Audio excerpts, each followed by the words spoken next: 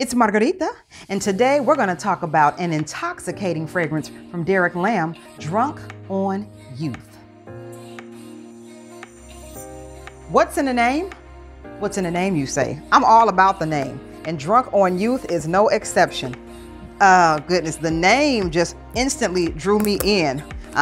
In some of my other videos, you'll hear that if a fragrance name doesn't resonate with me, I won't buy it, even if it smells great. So this I bought just because of the name. This is a blind buy. All my Derek Lam purchases were blind buys, but I want to try this just because of the name. Shot my shirt. That's fine. Oh, appley. Very, very appley. It's very fresh. If you like the Be Delicious collection by DKNY, you will love Drunk on Youth. Let's see what the notes are. Honeysuckle, apple, well, there we go. Water lily, jasmine, violet, sugar crystals, and sheer musks. Not bad. It's a very safe fragrance. It smells really good. That said, I do not think it warrants the price. I think I paid $120 for that set.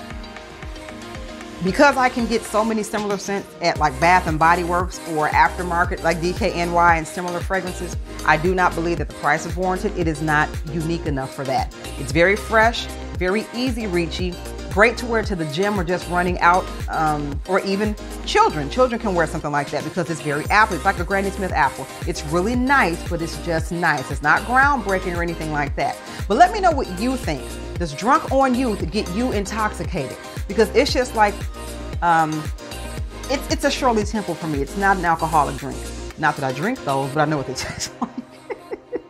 But let me know in the comments. Also like and subscribe to our channel. And until next time, I am Margarita, and you have an awesome day. Bye.